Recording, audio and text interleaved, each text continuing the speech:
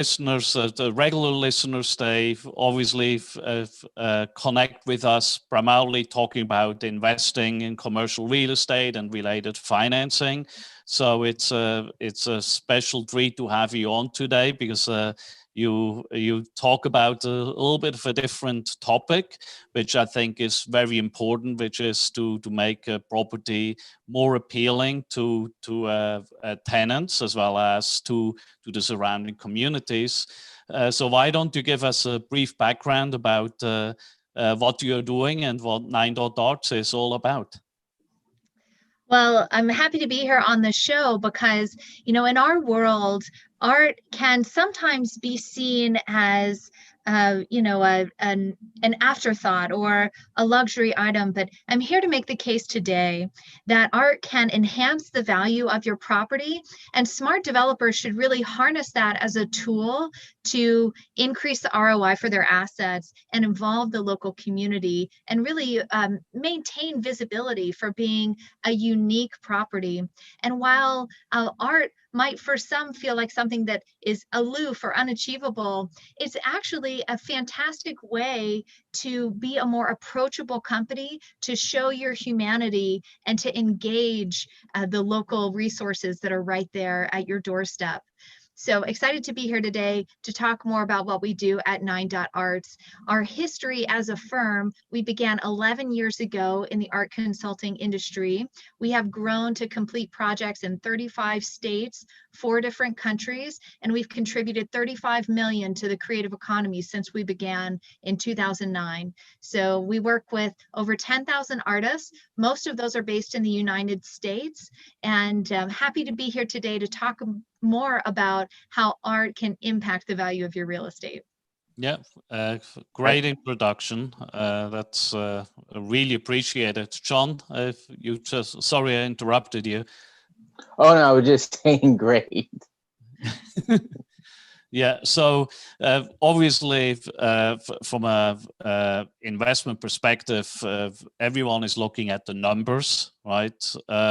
Ideally, you want to spend the least amount of money to generate the highest possible return, but all of that is a balancing act, right? The reality is that whether you spend money on the brick or on another material on the outside, as well as then the interior build out, yes, you can save money, but at some point you spend not enough money to attract the right tenants, and as a result also cannot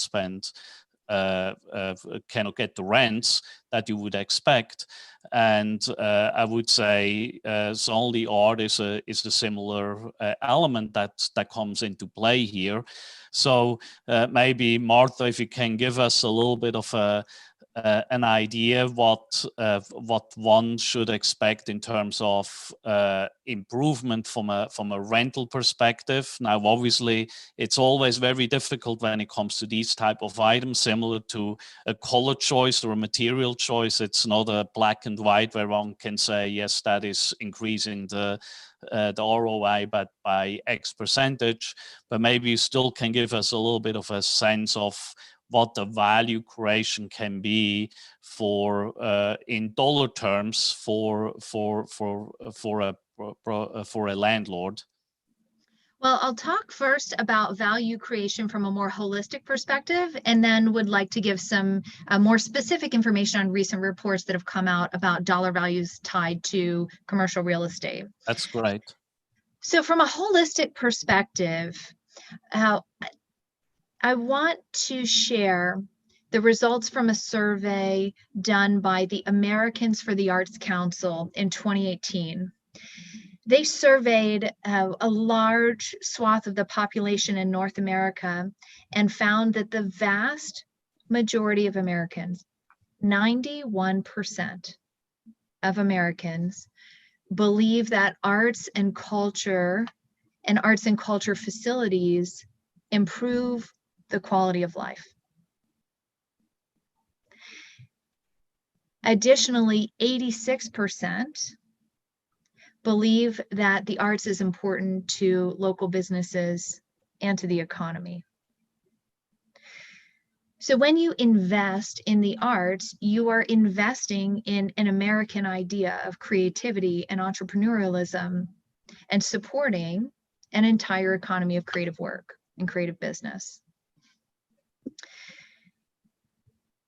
The Urban Land Institute published a study on creative placemaking strategies just in 2020. Creative placemaking has been cited as one of the top ways to improve your property, to build a rapport with the community, and to raise awareness and help bring together hope for our communities coming out of this pandemic. And so it's not just an impact on your own property, but it's a public benefit in a way, right? This is a big calling that we have. And so, I'll read you a quote from the Urban Land Institute. Mary Lee Utter put this together from Civa Venture Associates. She said, as cities struggle to rebuild and come back from pandemic devastation, economic, social, physical, creative placemaking, and this means working in the arts, is perhaps our most powerful tool for renewal. Using culture as a foundation reinforces inclusivity, it reinforces equity, authenticity to the local community, and the result is a highly marketable approach that naturally attracts both public and private partners. And they also speak in this publication from ULI's report on how private and community developers alike like to focus on the details of creating places that thrive and endure. So this is an endurance tactic.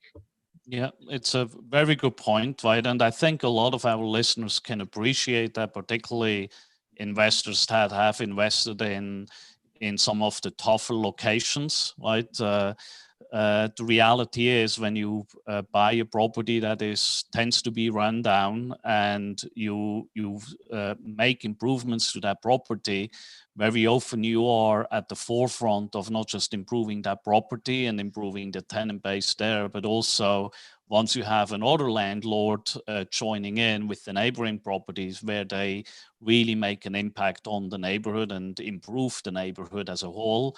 And that's just improving the properties, right? Now, naturally, once you add also art to it in the neighborhood, whether it's a building or in the common places, it creates a more attractive environment. And I would say certainly some of our listeners will appreciate that your words there, because that's really something that they have experienced just with improvements to their own property. So it's a very good point.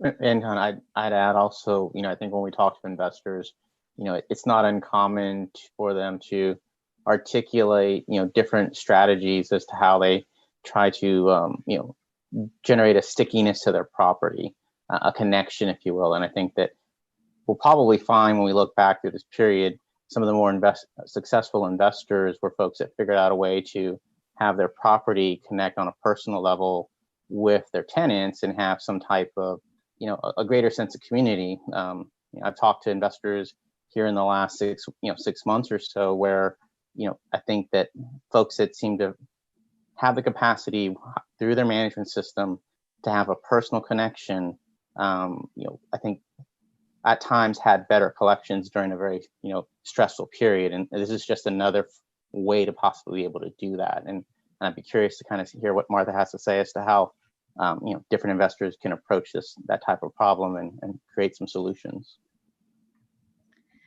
I think that's a great point, John, about being sticky and then providing something that is attractive that people want to come back to. And on a personal level, I can share a story with 9 Arts. We grew rapidly through 5 different commercial office leases in the early stage of our company. And so I felt like as a CEO, my job was just commercial real estate lease negotiation, because it was like every time we got settled, we'd have to figure out and, find a new place to go and do a lease renewal. So eventually we wisened up and started taking notice of what all our clients in development were doing. And we invested, when we had the capital to do so, in a small office condo. The office condo was in a district that, took off. We invested in what became an arts district. And let me tell you, the kind of money you can make in doing well in real estate, this is not what you can do in the arts. So you guys have it figured out. You're definitely in the right industry. I love the industry I'm in, but real estate, if you do it right, has some great return potential. When we sold our office condo, so we were in the Rhino River North Arts District in Denver. We sold our office condo there at top of market. And then we moved to an area called Lowhigh, which is where we are now, the Lower Highlands neighborhood of Denver. And here we've purchased a lot. It's a 19,000 square foot lot with a 6,400 square foot commercial office space. But let me tell you about this commercial office space. We're in a 1956 food distribution warehouse. So we're in an old warehouse building, and we renovated the inside to really be attractive for our staff. We've got different zones where people can interact. We have an open office plan. We have a lounge. We have a room where you can nap. We've got some small breakout rooms, a nice kitchen, these beautiful large scale meeting rooms where you can look at artwork in person. And in the pandemic, guess how many in-person meetings we've had to see artwork? 0 since March. And we are still thriving and growing, and our clients have adapted with us. So we're now living in this digital world, but we're a creative company, and creative companies thrive when people come together and have these somewhat spontaneous interactions that bring new ideas to life. So as a business owner in charge of the leasing real estate decisions of our company, we have decided to invest in creating a mural project. So we're in this industrial warehouse, and on the outside, the outside of our building, it's not much to look at. It's a warehouse, right? So we are investing in doing a mural project, a community mural project in 2021 for 9.arts as a way to engage our staff and encourage people to come back to the office. So this is our tactic for not only raising awareness for our company through our building and what we do, but it's also a tactic to attract people to our space again, attract our own staff back and our own team back to our office. We've been surveying our staff through the pandemic, and one of the things that our staff told us when we asked, what do you miss about being in the office? And they said, we miss seeing real art. So we're going to invest more in real art because people want to be around it. Again, I mean, we might have a biased audience, of course, because everyone is in our industry, right? They love what they do. But, I think that's a good story personally that shows what we've decided to contribute ourselves to enhance the value of our property by making it a social space for our creative team. Yeah, that's a great point. Obviously, for some buildings, art installations inside the building is a crucial piece, right? But for some others, it might not be that much. Like apartment buildings, particularly older ones that were built in the 60s, 70s, and 80s. A lot of investors we know, what they have done is using pop colors, right, to kind of create that that appeal for the property, that it stands out from other properties in the neighborhood. And I think a lot of them had a large success. Obviously, signage is also very important to attract potential tenants. Some of them also, we know, have done murals. Some of them look pretty nice. Others, I would say, were probably not that attractive, but they still did them in order to stand out. And I think it might be worthwhile for some property owners really to think of hiring a professional company like Martha's, just to get a better to get a professional advice on how that mural should look like, right? Martha, how, when we obviously talk about the holistic part, could you talk to us a little bit more about the dollar side, right, in terms of what is required really to make an impact at the property, to get the proper artwork in place that is suitable from a cost perspective, obviously for the property owner or developer, but also makes it attractive for the tenants and the visitors? Sure. Yeah, because I think you have to think about both, right? I mean, there's the holistic aspects of it, and then of course, you know, you want to make sure that there is true ROI on any of your investments. So I'd like to reference a few statistics that I pulled for our conversation that were recently published by the City of Seattle's department called For Culture. So the City of Seattle has an arts administration program within their municipality, and the City of Seattle's public art program is one of the oldest in the country. They began in 1976, and by public art program, I mean that they have a percent for art. So all municipal buildings have a percent for art requirement, where artwork is required to be a part of those municipal developments. And so the City of Seattle has invested time, because each year, you know, there's a conversation about making sure that there is return on investment for the city's economic contributions. So I think their research is really forward thinking, because they're one of the oldest programs in the United States, and they've had the longest to figure out a lot of the kinks of the system. And their most recent report in 2020 was called The Market Forces Argument for Arts or Cultural Space and the Naturally Occurring Benefits. So they have a few interesting statistics. For example, they've shown that there are multiple benefits that correlate with the presence of the arts. And they talk about blocks that include at least one cultural asset have shown a 9-point walk score. So the presence of having a cultural asset or a cultural space can indicate that your block will have a higher density of other walkable amenities. So a single point of walk score has been shown to increase up to $34,000 per unit. Commercial grid squares in Seattle that contain cultural spaces have an average walk score of just below 90. And the citywide average for commercial grid squares is 81, very walkable. So the 9-point bump that correlates with a cultural space presence represents a potential of $300,000 of impact price per unit.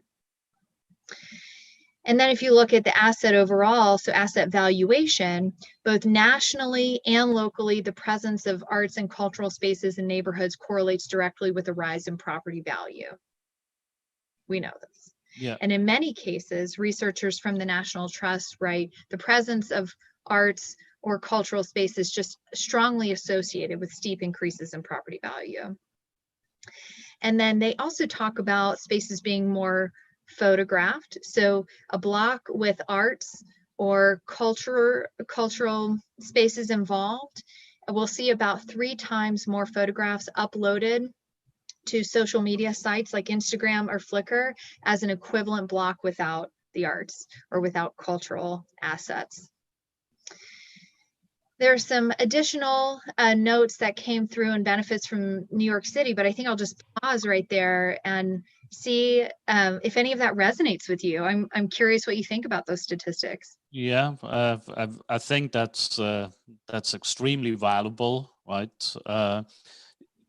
When particularly as a property owner, right, you always want your property be standing out compared to everyone else, right?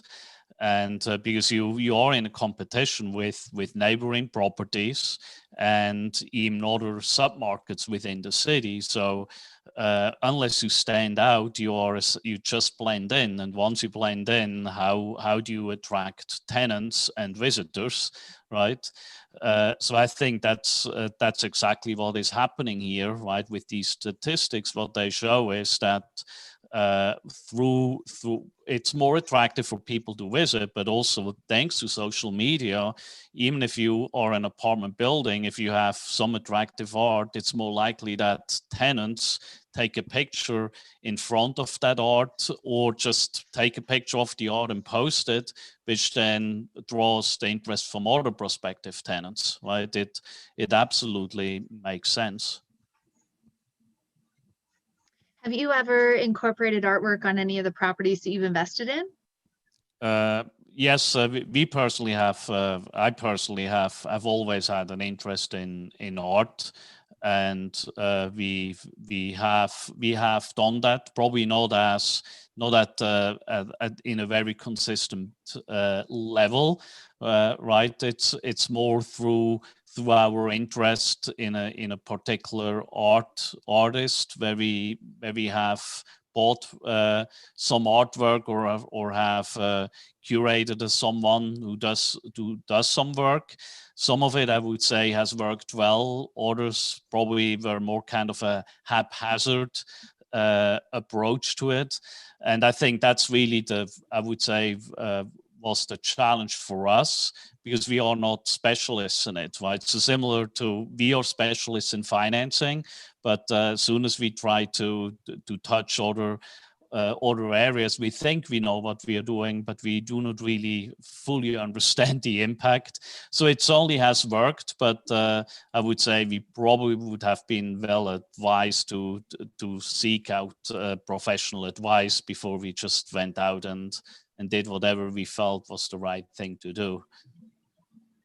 So in the ones that you feel like worked well, can you tell us more about that experience, or how you feel like that kind of brought the property to life? Yeah, I would say it's mostly the curb appeal that's only improved the visibility. So where we were, the property was just more visible, right? It was no longer just one of many, but was really standing out in that particular block.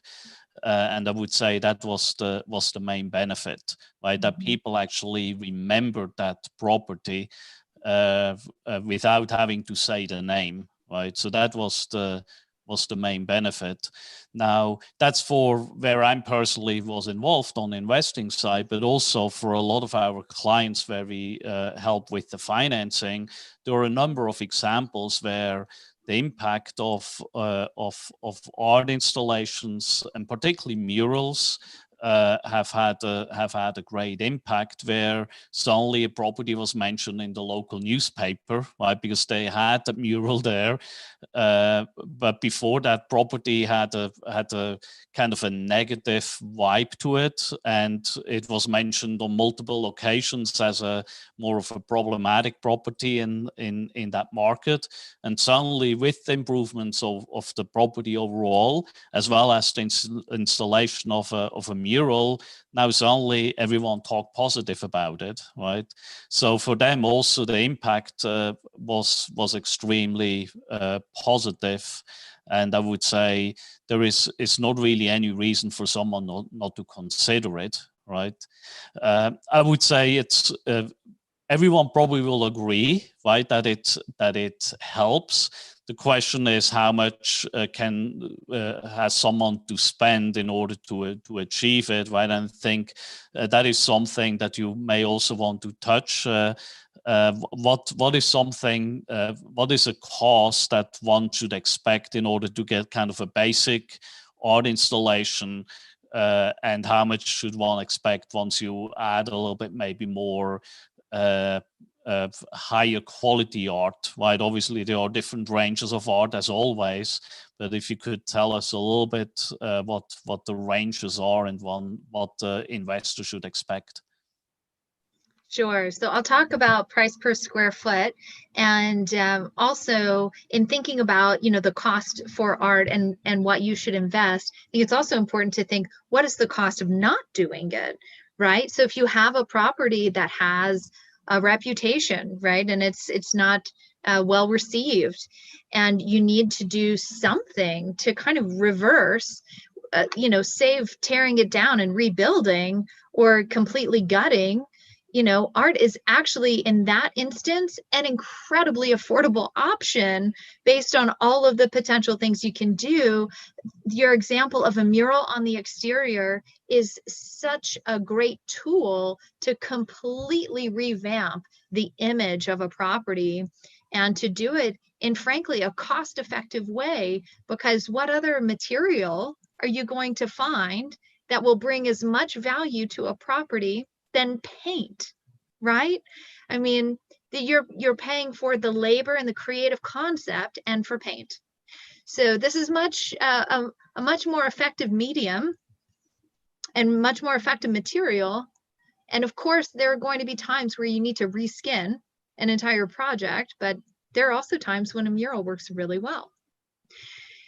So that's an exterior application. And, you know, we've done single wall mural applications that have ranged from, you know, 30,000 total budget, including our fees to research and find the artist and oversee the process, the artist fees, the lift, all the way up to 180,000 for really large scale works, you know, going on the outside of multi-story parking garages on both sides that you can, you know, we're talking about mural installations that you can see from half a mile away on the interstate so that people know where this building is. It's an incredibly effective tool, and I'd love to share some images with you all afterwards. Maybe you can share with your audience of some of the projects that we completed just in the past year. That one I was first referencing is called the Rev 360 project. It's also, interestingly enough, in the River North Arts District in Denver. And you can see that building from I-70, and it's 6 or 7 blocks in, but you see the mural because it stands out. It's iconic. And that's what draws you to that building. There are, gosh, probably 25 apartment complexes in that neighborhood. That one, you know, everyone knows exactly which one that one is. So that's an important thing to think about. You know, you could, if it's large scale, you need to plan for 6 figures. If it's smaller scale, you need to plan for mid-range 5 figures. And when you're talking about the interior, you can do the same kind of technique on the interior of bringing high impact moments. Now, when we are advising clients, I always say you want to think about impact and quality over quantity. So you want to have high impact moments that are going to shape people's memory and experience of the space, rather than feeling like you have to plaster posters up and down the corridors. So I'll give you a price per square footage range. And please know that this is based on the floor plate, right? Not the square footage of the art, but the floor plate of the building. If you're in apartments, you can think of this as your amenity space or your public areas. And what you'll want to do is make sure that there is a strategic approach to allocating this budget, rather than just saying, oh, okay, 1 equals 1, right? One location should have significantly more hierarchy if it's in the main entrance or the main lobby. Should be, you know, rated as a top priority with a greater budget than, you know, a smaller work that goes in the public restroom or in the corridor, right? So we always start at $3.50 a square foot, $3.50 per square foot. That's going to give you the world of options in original artworks. You'll be able to source from people who are local and national and really have a good pick of artists. If you need to scale back, you can do a mixture of original artworks with posters. Posters are limited in scale. They're in like physically how big you can create them. And they're also going to be limiting in terms of how much you can work with the local community, because usually posters are coming from mass-produced warehouses. But you could do a blend of some posters or limited edition prints and some originals on a budget of $2.50 per square foot. And then if you're going to want $1.50 per square foot, you're really going to be looking at options that are just in that poster or limited edition reproduction stage, but you can still find artwork for your property at that level. So I hope that that's useful in giving a span of approach. Yes, absolutely. Right. So now, obviously, one always wonders, well, that's potentially a lot of money that is being spent, right? But John, right, you certainly can agree with me. We are visiting properties for property inspections for the financing side year round. We have seen hundreds of properties, right? And I think from an investor perspective, you also need to think not just for you as an investor and for your tenants, but also from a financing perspective. It makes a big difference whether the lender's appraiser and property condition assessor, whether they have a positive view of that building that they are looking at. And we have seen some buildings that have just did a terrible job when it came to the interiors, not just the outside, but also the interiors. It just felt outdated.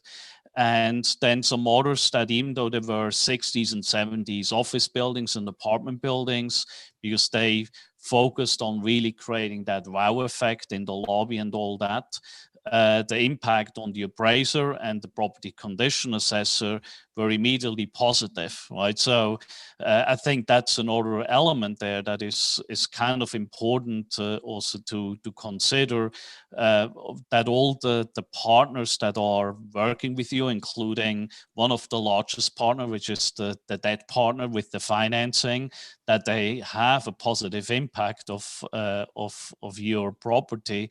And right, John, that's it has a big impact whether a lender likes a deal or doesn't like a deal, and the appearance is a very important element to it. Yes, I mean, we're all human. We're all human. The appraisers, the lenders, the engineers, your team, we all experience things that, you know, that can move us in positive or negative ways. And I really am so glad that you brought up the importance of that experience of Yes. being in a space, because while so many parts of our life have moved to the digital sphere in the past year, things we may not have expected. Yeah, very, very important point. Now, also for a lot of our clients are in the multifamily space, and unlike in office space where you have a tenant that then signs a lease for 5 years or whatever it might be, 3 years or 5 years, with a typical lease. With multifamily properties, you essentially have prospective tenants that come into your leasing office every single day, right? And multifamily owners can tell you that the conversion is a key element to keep the property full, right? So the better you can convert a prospective tenant, right, when they walk into your property, that's a big gain. And obviously the appearance again of that space is crucial. And I would say obviously in an A-class building, that's already a given, right? Everyone expects that everything looks great. But it's particularly important, in my view, in B-class buildings and C-class buildings.